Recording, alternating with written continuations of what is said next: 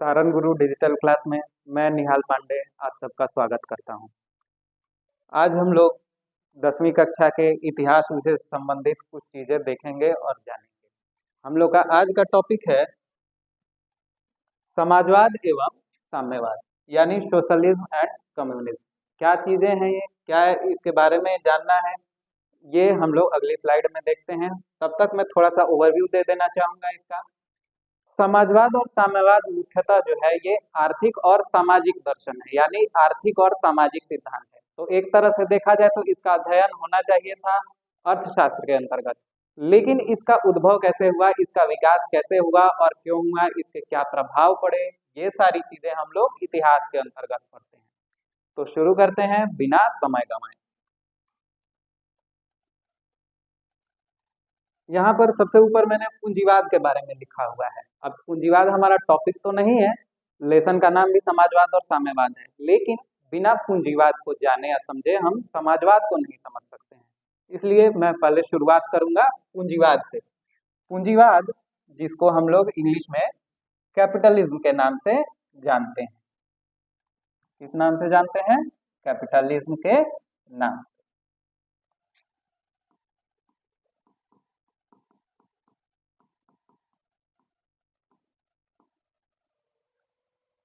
इसके बारे में क्या लिखा हुआ है? यह ऐसी आर्थिक व्यवस्था है जहां उत्पादन के साधनों पर निजी स्वामित्व होता है। आर्थिक व्यवस्था, मैंने पहले ही कहा था कि पूंजीवाद हो गया, समाजवाद हो गया, साम्यवाद हो गया, ये सब आर्थिक सामाजिक दर्शन है। तो यही लिखा हुआ है कि एक आर्थिक व्यवस्था है जहां उत्पादन के साधनों पर निजी स्वामित्व होता है। उत्पादन के साधन क्या है? जब भी हम कोई उत्पादन करना चाहते हैं, उत्पादन से मतलब यहाँ वस्तुओं के उत्पादन से भी है और सेवाओं के उत्पादन से भी है। तो जब हम उत्पादन करना चाहते हैं तो इसके लिए हमें 4 चीजों की जरूरत पड़ती है। कौन कौन सी चीजें? यहाँ पर लिख देता हूं मैं। पहला हो जाता है भूमि, दूसरा हो जाता है श्रम, तीसरा हो जाता है पूंजी, और चौथा हो जाता है उद्यम या इंटरप्राइज। इन 4 चीजों की जरूरत हमको पड़ती है।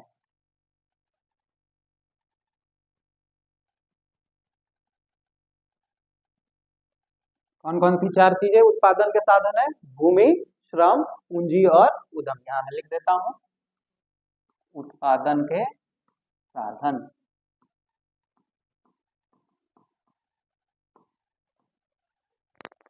अब इन 4 चीजों पर अगर निजी स्वामित्व है, यानी प्राइवेट हाथों में है, सरकार का उसमें कोई खास इंटरफेयर नहीं है। मैंने लिखा है कि प्राय उत्पादन में हस्तक्षेप नहीं करती। ऐसा नहीं है कि पूरी तरह से सरकार हस्तक्षेप नहीं करेगी, सरकार के नियम कायदे मानने पड़ेंगे, लेकिन उसको इंटरनली अपने फैसले लेने की फ्रीडम रहेगी। जैसे वो कितने लोगों को जॉब देना चाहती है, वो कितनी सैलरी देना चाहती है, ये सब सरकार तय नहीं करेगी। वो किस तरह से कंपटीशन के थ्रू चुनती है लोगों को जॉब के लिए, या फिर किसी और तरीके से चुनती है, ये सब कामों में सरकार कोई हस्तक्षेप नहीं करती है। इसीलिए कहा गया कि निजी स्वामित्व होगा। ये सबसे इंपॉर्टेंट लाइन है, निजी स्वामित्व। किसमें? पूंजीवाद के संदर्भ में, यानी प्राइवेट प्रॉपर्टी होगी। स्कूल्स जो होंगे वो प्राइवेट होंगे, जो उद्योग लगेंगे वो प्राइवेट होंगे, हॉस्पिटल्स जो लगेंगे वो प्राइवेट होंगे। या एक और एग्जांपल से हम समझ सकते हैं, जैसे कि ये सारण गुरु डिजिटल प्लेटफॉर्म पे हम लोग पढ़ रहे हैं, तो ये सारण जिले के जो डीएम सर हैं, उनका शुरू किया हुआ, उनकी शुरू की गई एक पहल है। जो भी इसके लिए सेटअप हुआ, जैसे ये स्मार्ट बोर्ड हो गया, कैमरा हो गया, या स्टूडियो हो गया, ये सब सरकारी सरकार ने ये बनवाया है, किया है। अगर यही काम मैं करना चाहता, अपने लिए करना चाहता, तो इसके लिए मुझे भूमि की आवश्यकता पड़ती, श्रम की, पूंजी की और उद्यम की। अब इन चारों चीजों को अगर मैं खुद से लगाता, अपने खर्चे से लगाता, तो कहा जाता कि इसमें निजी स्वामित्व है और ये पूंजीवादी अर्थव्यवस्था का एक उदाहरण हो जाता। प्रमुख पूंजीवादी देशों के उदाहरण कौन कौन से हैं? अमेरिका, जिसको हम यूएसए के नाम से भी जानते हैं, United states of America. France हो गया, जर्मनी हो गया, और यहाँ पर एक शब्द इत्यादि मैंने लिखा हुआ था जो नीचे चला गया है। यहाँ पावर पॉइंट बनाने में थोड़ी सी गड़बड़ी हो गई है, इसको इसको मैं सुधार देता हूँ। तो अमेरिका, फ्रांस, जर्मनी, ये सारे देश जो हो गए ये पूंजीवादी देशों के प्रमुख उदाहरण हो गए। यहाँ पर थोड़ी गड़बड़ी हो गई, इसको मैं काट कर अलग से लिख देता हूँ। यहाँ पर पूंजीवाद लिखा हुआ है, लिखा है कि पूंजीवाद को मुक्त अर्थव्यवस्था यानी फ्री इकोनॉमी भी कहा जाता है। मुक्त अर्थव्यवस्था का क्या मतलब हुआ? मुक्त अर्थव्यवस्था का मतलब एक तो ये हो गया कि निजी स्वामित्व उसमें संभव है, यानी कि सरकारी हस्तक्षेप कम से कम होगा। सरकार इंटरफेयर नहीं करेगी कि आपको क्या उत्पादन करना है, कितना उत्पादन करना है, कौन कौन सी सेवाएं देनी है। जैसे अगर मैं पढ़ा रहा हूँ और निजी स्वामित्व के अधीन हूँ तो मैं अपनी मर्जी से जो सब्जेक्ट चाहे पढ़ा सकता हूँ, इसमें सरकार कोई इंटरफेयर नहीं करेगी। वही अगर मैं गवर्नमेंट टीचर होता तो जिस सब्जेक्ट के लिए मेरा अपॉइंटमेंट हुआ है मैं केवल वही पढ़ाने के लिए एलिजिबल होता। तो यहाँ पे मुक्त अर्थव्यवस्था है पूंजीवाद में, यानी कि जो भी उद्यमी है, जो भी एंटरप्राइज है, वो अपनी मर्जी से अपने तरीके से उत्पादन करने के लिए स्वतंत्र है, उस पर कोई रोक टोक नहीं होगी। और क्या होता है इसमें? लेसेस फेयर के सिद्धांत का पालन होता है। ये जो पूंजीवाद होता है लेसेस फेयर के सिद्धांत पर आधारित होता है। लेसेस फेयर का यही मतलब होगा मुक्त अर्थव्यवस्था। लेसेस फेयर एक लैटिन फ्रेज है, इसी को हम सिंपल इंग्लिश में कहें तो फ्री इकोनॉमी कहा जाता है। यानी कि सामान्य तौर पर देखा जाए तो सरकारी हस्तक्षेप न्यूनतम होगा और निजी स्वामित्व की पूरी छूट होगी। इसका जनक यानी कि पूंजीवाद का जो दर्शन है, पूंजीवाद का जो सिद्धांत है वो दिया था एडम स्मिथ ने। बोल्ड लेटर्स में जो इंपॉर्टेंट पॉइंट है वो मैंने बोल्ड लेटर्स में डाल दिए हैं और साथ में मैं अंडरलाइन भी करते जाता हूँ, ये सारी चीजें ध्यान में रखने की है। अब पूंजीवाद के बाद से हम लोग जानेंगे कि समाजवाद क्या होता है। अगला हम लोग का जो पॉइंट है समाजवाद, इसके बारे में जान लेते हैं। समाजवाद इसको कहा जाता है सोशलिज्म।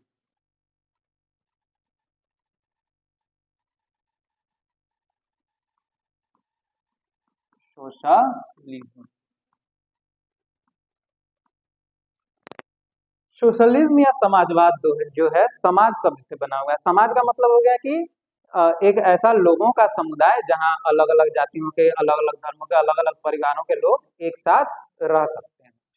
तो ये एक सामुदायिक दर्शन है, ऐसी आर्थिक व्यवस्था जहां उत्पादन के साधनों पर सरकारी स्वामित्व होता है। ध्यान रखिएगा, कहीं कहीं सरकारी स्वामित्व की जगह सार्वजनिक स्वामित्व भी लिखा हुआ मिलेगा, दोनों में कोई अंतर नहीं होता, दोनों एक ही बात। सार्वजनिक स्वामित्व भी इसकी जगह पर लिखा हुआ हो सकता है, अथवा सार्वजनिक नियंत्रण या सामुदायिक नियंत्रण जैसे शब्द भी प्रयोग में लाए जाते हैं।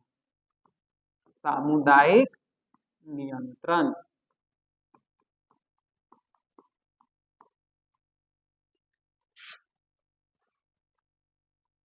प्रमुख समाजवादी देशों का उदाहरण क्या है? रूस हो गया, चीन हो गया। रूस जिसको पहले यूएसएसआर के नाम से जाना जाता था, United states of Soviet Russia, यानी कि सोवियत संघ, जिसमें 15 देश हुआ करते थे। चीन हो गया, भारत हो गया। अब समाजवाद जो है यहाँ पर मैंने बताया कि सरकारी नियंत्रण में उत्पादन होगा, यानी कि जो सेवाओं का उत्पादन होगा, वस्तुओं का उत्पादन होगा, वो सब सरकार के नियम कानून के अनुसार होगा, यानी कि वहाँ देखा जाए तो निजी क्षेत्र को अनुमति नहीं होती है। हालांकि देखा जाए तो कोई भी देश पूरी तरह से समाजवादी 100% समाजवादी नहीं हो सकता है, लेकिन हम लोग ओवरऑल एवरेज की बात करते हैं। सार्वजनिक स्वामित्व होगा, यानी कहने का मतलब हो गया कि अगर हॉस्पिटल्स खुलेंगे तो वो गवर्नमेंट हॉस्पिटल्स होंगे, स्कूल खुलेंगे तो वो भी गवर्नमेंट स्कूल्स होंगे, या कोई उद्योग लगेगा, कोई फैक्ट्री लगेगी तो वो भी सरकारी नियंत्रण में ही होगी। अब एक चीज यहाँ ध्यान देने की बात है कि यहाँ एग्जाम्पल में भारत लिखा हुआ है, जबकि हम लोग भारत में देखते हैं कि भारत में सरकारी स्वामित्व तो है, साथ साथ निजी स्वामित्व की भी अनुमति मिली हुई है, यानी कि सरकारी स्कूल भी है और साथ में निजी स्कूल भी है। अभी हम लोग जिस चैनल के थ्रू पढ़ रहे हैं सारण गुरु, ये एक सरकारी यूट्यूब चैनल माना जा सकता है, और इसके अलावा बहुत सारे प्राइवेट ऑनलाइन इंस्टीट्यूट्स भी हैं जो कि यूट्यूब पर पढ़ाने का काम करते हैं। तो हम लोग देखते हैं कि भारत में दोनों क्षेत्रों को, सार्वजनिक क्षेत्र और निजी क्षेत्र, दोनों को अनुमति मिली हुई है। तो मैंने इसे समाजवादी देश का एग्जाम्पल में क्यों डाला हुआ है? भारत में तो मिश्रित अर्थव्यवस्था हो गई। समाजवादी देश के उदाहरण में डालने का कारण है कि भारत का जो संविधान है वो भारत को समाजवादी देश घोषित करता है। संविधान की जो प्रस्तावना है उसमें साफ साफ लिखा है कि भारत समाजवादी देश है। अब चूंकि संविधान हमारा मान रहा है कि देश समाजवादी है, तो हमको भी मानना पड़ेगा कि देश समाजवादी है। तो हम कह सकते हैं कि सैद्धांतिक रूप से भारत समाजवादी है, लेकिन प्रैक्टिकली देखा जाए, व्यवहारिक रूप से, तो भारत में मिश्रित अर्थव्यवस्था है। समाजवाद के लिए और क्या हम प्रयोग करते हैं शब्द? प्लान्ड इकोनॉमी, या दूसरा शब्द है कमांड इकोनॉमी। प्लान्ड इकोनॉमी का क्या मतलब हो गया? नियोजित अर्थव्यवस्था। नियोजित अर्थव्यवस्था से हमारा तात्पर्य है कि क्या उत्पादन करना है, कितना उत्पादन करना है, कैसे उत्पादन करना है, ये सब एक प्लान के तहत पहले से इसकी योजना सरकार बना लेगी और उसके हिसाब से उत्पादन को बढ़ावा दिया जाएगा। और यही कमांड इकोनॉमी का मतलब हो गया निर्देशित। निर्देशित से सामान्य अर्थ यहाँ पर है सरकार के निर्देशों के अनुसार चलने वाली अर्थव्यवस्था।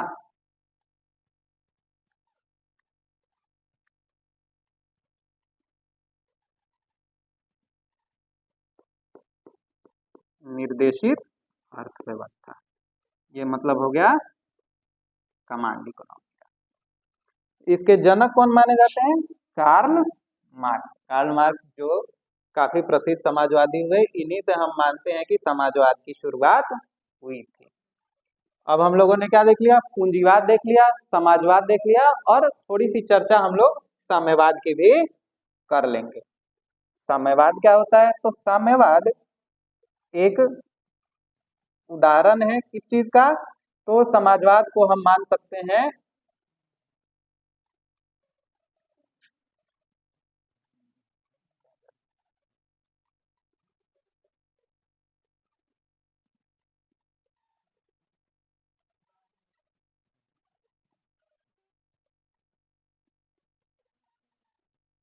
यहाँ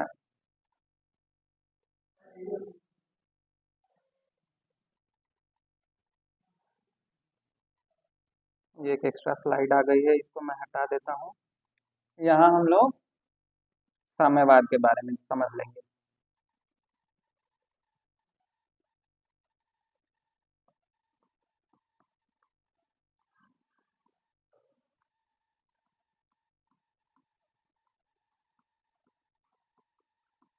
साम्यवाद या कम्युनिज्म क्या है? साम्यवाद जो है वो समाजवाद का ही एक उग्र रूप है। समाजवाद के नियम जो हम कह सकते हैं कि थोड़े शिथिल होते हैं, लेकिन समाजवाद काफी उग्रता का परिचय देता है। समाजवाद कहता है कि जो भी उत्पादन होगा, जो भी उत्पादन के साधन होंगे, उस पर सरकार अगर नियंत्रण रखेगी तो गरीबों को भी पर्याप्त मात्रा में सारी चीजें कम कीमत पर उपलब्ध हो पाएंगी। लेकिन साम्यवाद क्या कहता है? ये समता की बात करता है। साम्य का मतलब होता है बराबर। ये कहता है कि समाज में सभी लोग बराबर होने चाहिए, अमीर गरीब का फर्क ही नहीं होना चाहिए। वर्ग विहीन समाज की अवधारणा पर आधारित है। ये आधारित है वर्ग विहीन समाज। वर्ग विहीन समाज का मतलब कि समाज में न तो पूंजीपति होने चाहिए, न ही श्रमिक होने चाहिए। यानी कि सीधे तौर पर कहा जाए कि न कोई अमीर हो, न कोई गरीब हो। क्लासलेस सोसाइटी की अवधारणा पर आधारित है साम्यवाद। जब अमीर गरीब का फर्क नहीं होगा, सारे लोग बराबर होंगे, तो देश तरक्की करेगा, ऐसा साम्यवाद का मानना है। और क्या कहता है साम्यवाद? जब वर्ग विहीन समाज होगा, जब समाज में अलग अलग अमीर गरीब जैसे वर्ग होंगे ही नहीं, तो वर्ग संघर्ष की भी कोई अवधारणा नहीं रहेगी। वर्ग संघर्ष की अवधारणा नहीं रहेगी, समाप्त हो जाएगी।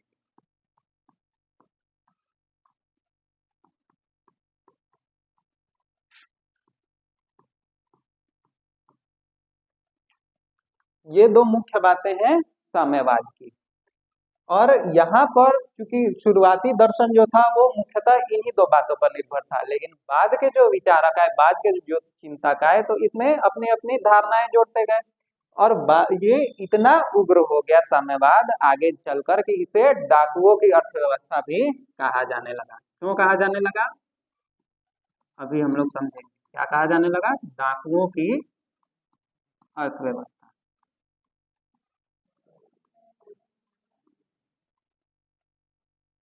Robbers economy.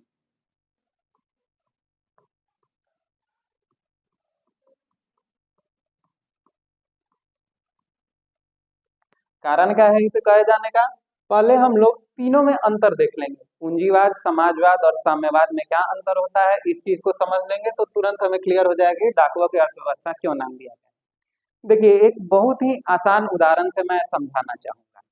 जैसे मान लीजिए कि समाज में कुछ लोग ऐसे हैं जो ज्यादा धन वाले हैं। ज्यादा धन वाले जो लोग हैं उन्होंने, मान लीजिए किसानी है, कुछ किसान ऐसे हैं जो ज्यादा कमाते हैं, कुछ किसान जो है बहुत कम कमाते हैं या एकदम समाज के निचले पायदान पर। अब जो अमीर किसान है उन लोगों ने कुछ गाय खरीदी और गाय पाली। जो अमीर किसान है अब उनके पास चूंकि गाय है तो उसका दूध वो पी रहे हैं।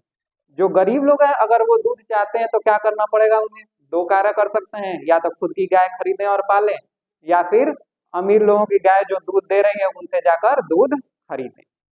अब चूंकि वो लोग गरीब हैं, इतना धन उनके पास है नहीं कि खुद जाके गाय खरीदें और गाय के रख रखाव का खर्च कर सकें, तो ऐसी स्थिति में उन्हें दूध खरीदना पड़ेगा। अब जब दूध खरीदेंगे तो चूंकि जो अमीर किसान है वो जान रहे हैं कि इनके जरूरत की चीज है और हम मुंह मांगी कीमतों पर इनसे दूध बेच सकते हैं, तो ऐसी स्थिति में वो क्या करेंगे, जितना ज्यादा शोषण संभव हो सकेगा उतना ज्यादा शोषण उनका करेंगे। ये कब होगा, पूंजीवाद में।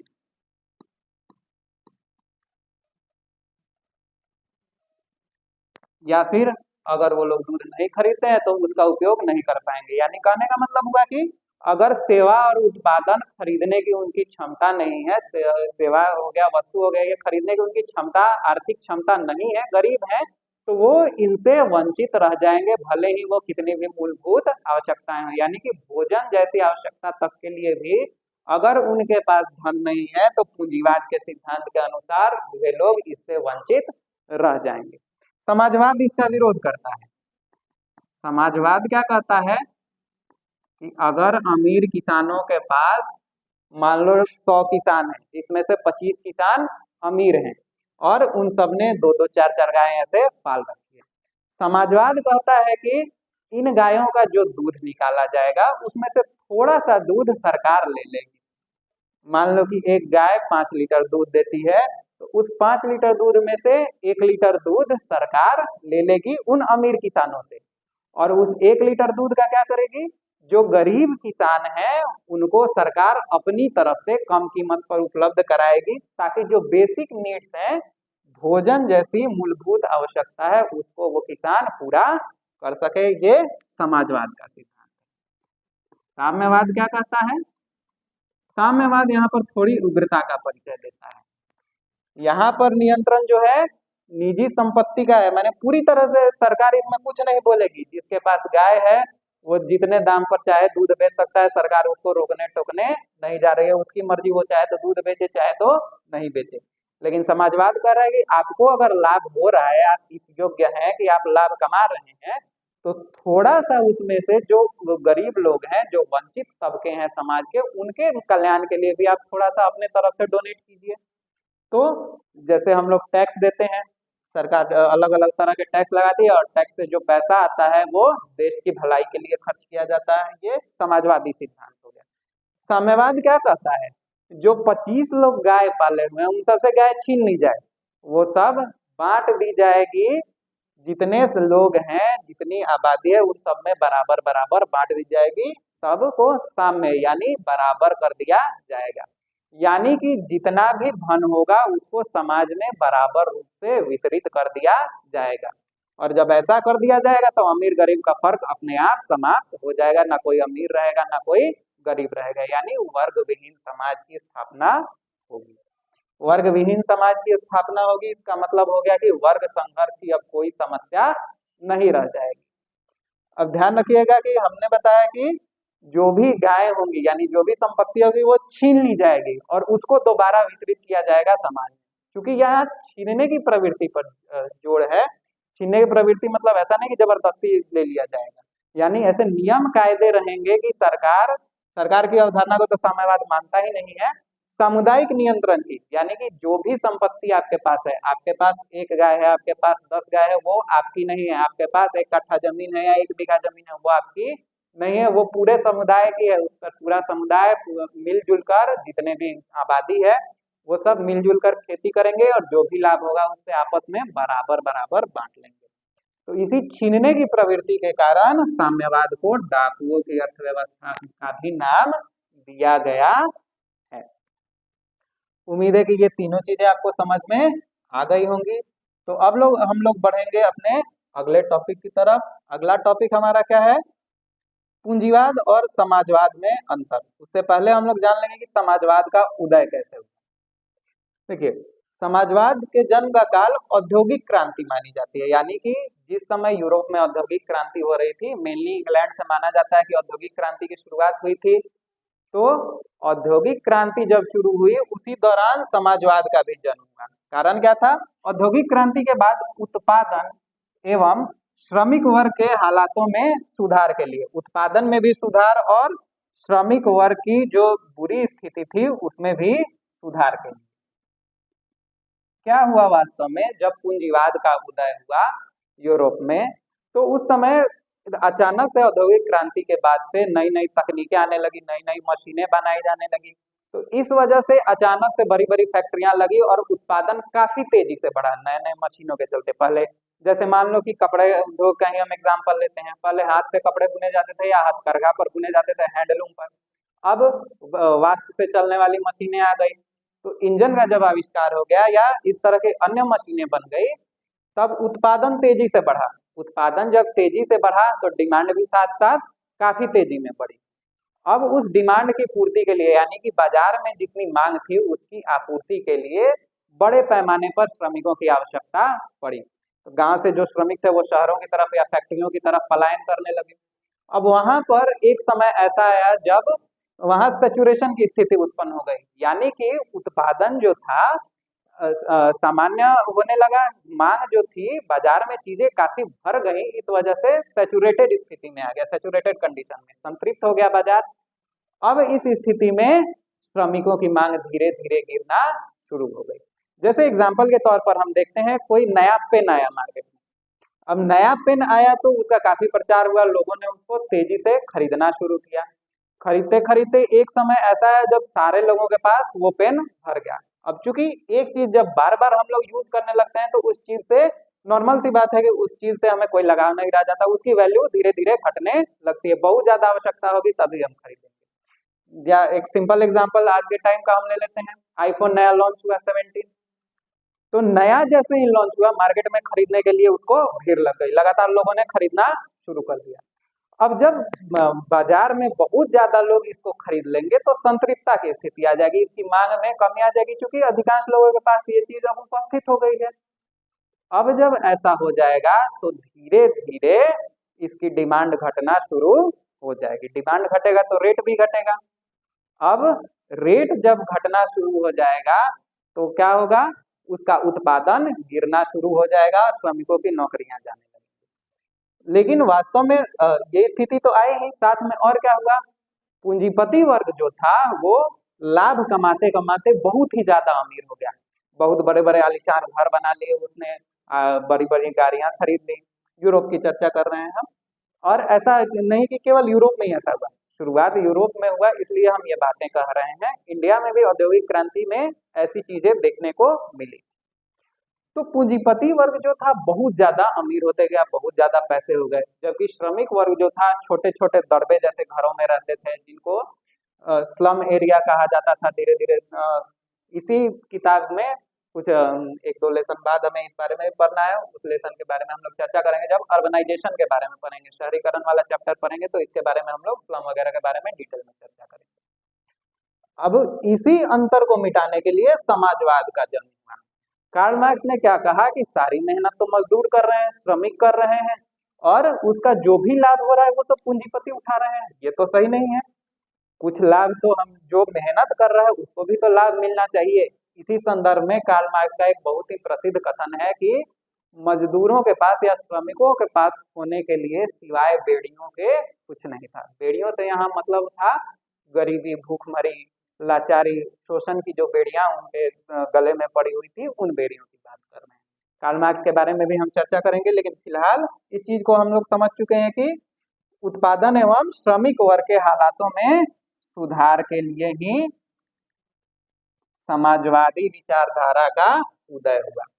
अब तक हम लोगों ने जो पढ़ा है उसके आधार पर हम पूंजीवाद एवं समाजवाद में अंतर देख लेंगे। यहाँ हम लोग जितना भी टेक्स्ट बने, दोनों में जो भी अंतर बने उसके आधार पर कोशिश करेंगे कि इसमें डिफ्रेंशिएट करें। तो चलिए शुरू करते हैं। इनमें पहला अंतर लिखना। ध्यान रखिएगा, जब भी आप लोगों से इस तरह का प्रश्न है किसी भी दो चीज में अंतर स्पष्ट करने के लिए, तो सबसे आसान तरीका है अंतर लिखने का। एक तो टेबुलर फॉर्म में अंतर लिखिएगा तो वो ज्यादा बढ़िया माना जाता है। अगर आप पैराग्राफ लिखते हैं तो उसको उतनी वैल्यू नहीं दी जाती है, एग्जामिनर भी चेक करेगा तो उसको उतना अच्छा नहीं मानेगा। टेबुलर फॉर्म में होगा वो ज्यादा ध्यान खींचेगा। तो कोशिश करिएगा जहां भी अंतर वाले क्वेश्चन है उसको आप लोग टेबल बना के प्रेजेंट करें। और पहला अंतर कोशिश करें कि जो भी दो शब्द दिए गए हैं उनकी परिभाषा से शुरू करते हैं। तो परिभाषा में हमने देखा था क्या, पूंजीवाद में निजी स्वामित्व होता है। यहाँ लिख देंगे निजी स्वामित्व पर आधारित।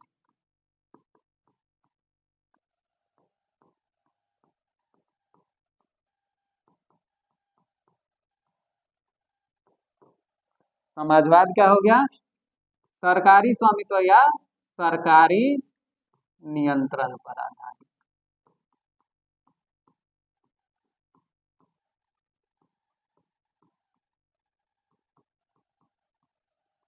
इसी को हमने डिटेल में पढ़ा था, तो हमने देखा था कि उत्पादन के साधनों पर निजी स्वामित्व या उत्पादन के साधनों पर सरकारी स्वामित्व। इसी चीज को मैंने शॉर्ट में लिखा है कि ये निजी स्वामित्व पर आधारित होगा, यानी उत्पादन के जो भी साधन होंगे, भूमि हो गया, पूंजी हो गया, श्रम हो गया, ये सब निजी हाथों में होंगे, प्राइवेट सेक्टर के हाथों में। दूसरा हमने क्या देखा, पूंजीवाद जो है, अगर सीधी सी बात है कि अगर कोई व्यक्ति अपना धन लगा रहा है, अपना समय लगा रहा है, कोई उद्योग शुरू कर रहा है, कोई उत्पादन शुरू कर रहा है, तो वो चाहेगा कि केवल और केवल उसको लाभ पहुंचे, उसको समाज से कोई मतलब नहीं। वो जो भी अपना धन लगाया, जो भी पूंजी लगाया, उसका प्रॉफिट वो चाहेगा। यानी कि ये लाभ पर आधारित, लाभ की भावना पर आधारित।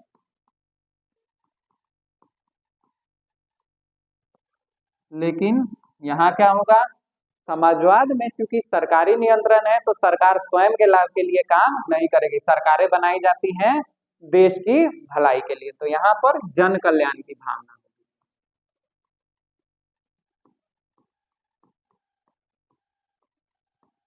जन कल्याण की भावना पर आधारित।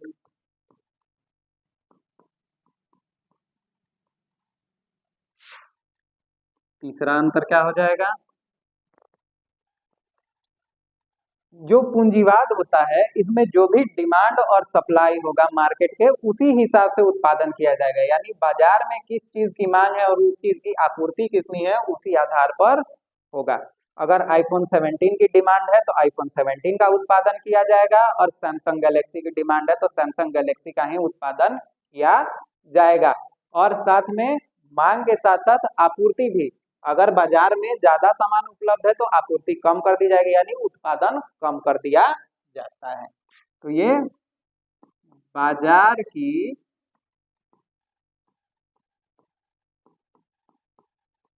मांग और आपूर्ति,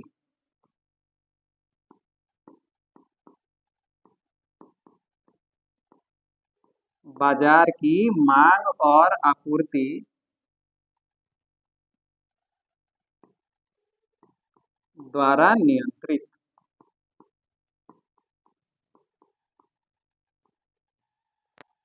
और इसमें क्या होगा, ये बाजार की मांग और आपूर्ति से नियंत्रित नहीं होता है, ये जन कल्याण द्वारा नियंत्रित होता है। यानी क्या उत्पादित किया जाएगा, कितना उत्पादित किया जाएगा, ये सरकार तय करती है। और सरकार कैसे तय करेगी? जन कल्याण की भावना को सोचकर, यानी लोगों को किस तरीके से लाभ पहुंचाया जा सकता है, ये सोचकर सरकार निर्धारित करेगी।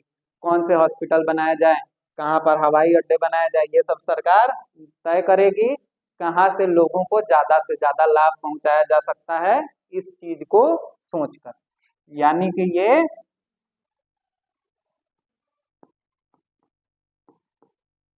सामाजिक कल्याण, सामाजिक कल्याण हेतु सरकार द्वारा नियंत्रित,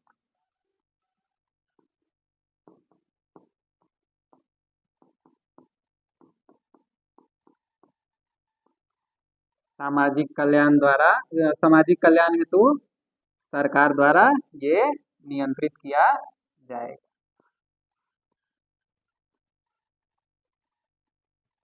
इसके जनक कौन है? पूंजीवाद के जनक माने जाते हैं एडम स्मिथ। ध्यान रखिएगा आप लोग, एडम स्मिथ को अर्थशास्त्र का जनक भी माना जाता है और पूंजीवाद के जनक भी। समाजवाद के जनक कौन होंगे? इनके जनक होंगे कार्ल मार्क्स।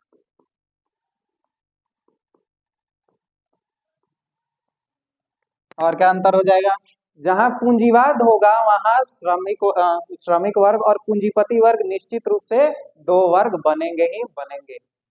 बाद में इसमें मध्यम वर्ग का भी उदय हो सकता है, यानी कि और समाज में अलग अलग वर्गीकरण हो जाएगा। लेकिन समाजवाद कहता है क्या कि कोई वर्ग इसमें नहीं होना चाहिए, सारे लोग बराबर होने चाहिए। तो ये समाज का आर्थिक आधार पर,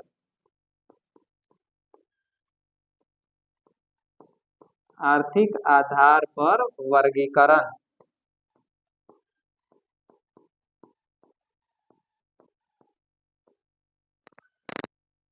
और यहाँ हो जाएगा वर्ग विहीन समाज, क्लासलेस सोसाइटी, वर्ग विहीन समाज की अवधारणा।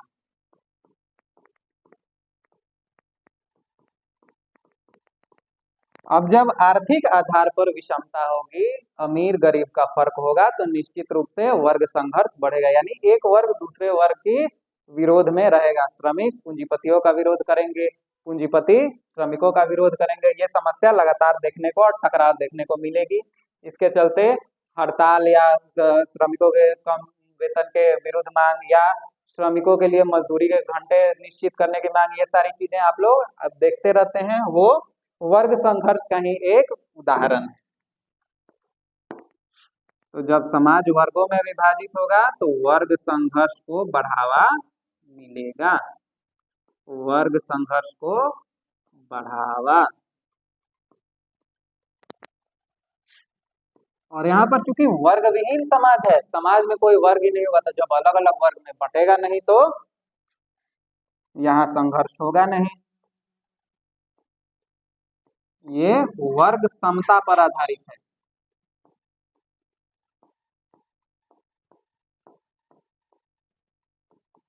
यानी सभी तबके समान होंगे, सभी लोग समान होंगे, ऐसी स्थिति में वर्ग संघर्ष की समस्या नहीं आएगी। इसी चीज को हम लिख सकते हैं कि वर्ग संघर्ष की समस्या नहीं होगी।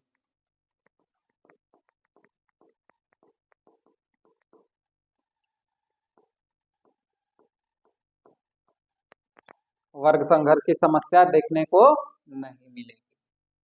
आगे बढ़ते हैं हम लोग।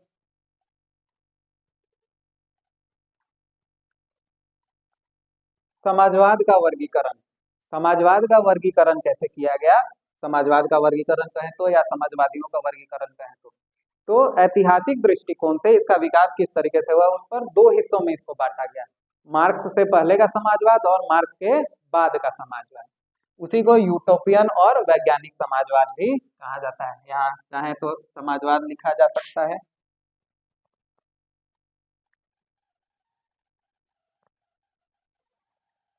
यहाँ पर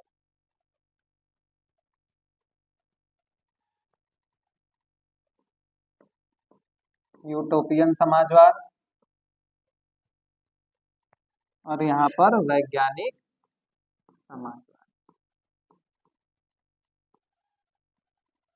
इसी को हम चाहें तो कह सकते हैं, ये यूटोपियन समाजवादी जो हुए थे ये कार्ल मार्क्स के पहले आए थे, तो इसको हम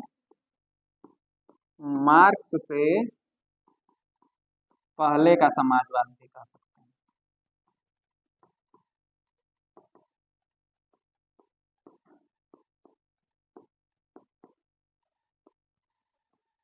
और इसको कहेंगे मार्क्स के बाद का समाजवाद।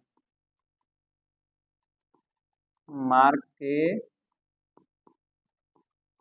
बाद का समाजवाद। मार्क्स के बाद का क्यों कहेंगे? क्योंकि समाजवाद की वैज्ञानिक अवधारणा जो है, वैज्ञानिक तरीके से व्याख्या जो है वो कार्ल मार्क्स ने ही की थी, इसलिए इसको मार्क्स के बाद का समाजवाद कहा जाता है। अब यूटोपियन समाजवाद क्या था?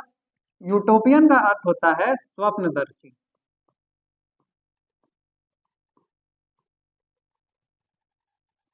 ये जो प्रारंभिक समाजवादी थे, जिसमें फॉरियर का नाम आता है, लुई ब्लां का नाम आता है,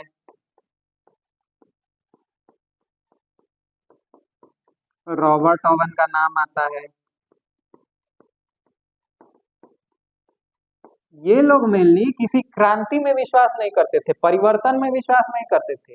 वो केवल बताते थे कि आदर्श समाज की स्थापना कैसे की जा सकती है।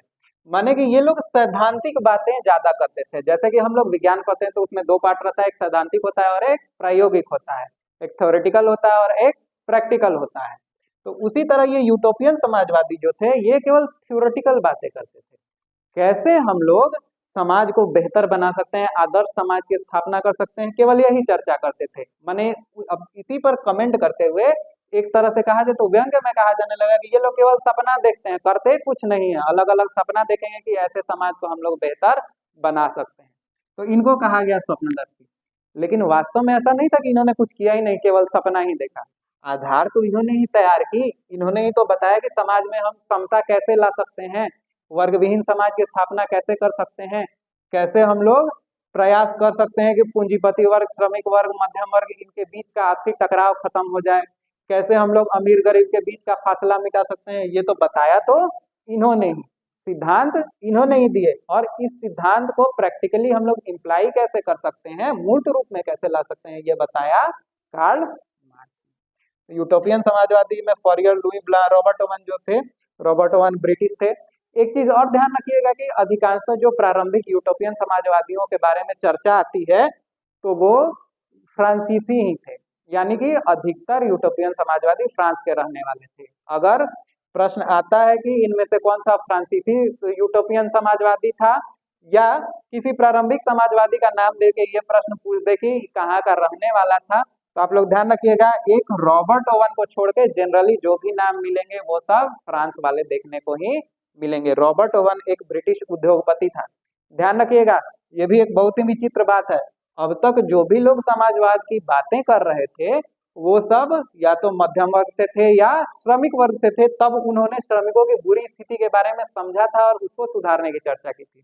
लेकिन ये रॉबर्ट ओवन इकलौता ऐसा व्यक्ति था जो कि उद्योगपति था, यानी एक पूंजीपति था, फिर भी उसने श्रमिकों की समस्या को समझा और श्रमिकों को इससे निजात दिलाने के लिए उसने अपने जो फैक्ट्री बनाई थी उसमें काफी सुधार किए थे और उसमें अधिक वेतन पर लोगों को रखा था। अब चूंकि मैंने पहले बताया था, इसके पहले जब हम लोग चर्चा कर रहे थे तो बताया था कि जो फैक्ट्रीज वाले एरिया थे वो सेचुरेट हो चुके थे, यानी कि वो श्रमिकों की संख्या इतनी ज्यादा बढ़ गई थी कि बिल्कुल ही मामूली वेतन पर अब उन्हें काम मिलने लगा था। इस समस्या को समझा किसने? रॉबर्ट ओवन ने। और उसने जब अपनी फैक्ट्री लगाई स्कॉटलैंड में तो उसमें श्रमिकों को अच्छा वेतन दिया। अच्छा वेतन कहने का मतलब कि उस समय जो प्रचलित वेतन था उससे ज्यादा वेतन दिया और उनको ज्यादा मानवीय स्थिति में काम करने का मौका दिया। अब जो वैज्ञानिक समाजवाद था या मार्क्स के बाद का समाजवाद था, इसके बारे में हम लोग जानेंगे। इसके बारे में जानने से पहले हमको मार्क्स के बारे में थोड़ी बहुत बातें जाननी पड़ेंगी। कार्ल मार्क्स का जन्म जो जर्मनी में हुआ था, और ये सारी बातें उन्होंने क्या किया, कैसे किया, जो व्याख्या की समाजवाद की वैज्ञानिक व्याख्या, उसके कितने पहलू थे, कैसे कैसे विकास हुआ, विकास के कितने चरण थे, आदिम समाजवाद से लेकर आधुनिक समाजवाद तक हम लोग कैसे पहुंचे, इन सब बारे में हम लोग जानेंगे अगली क्लास में। फिलहाल इस स्लाइड को हम लोग खत्म करते हैं, आज की क्लास को खत्म करते हैं।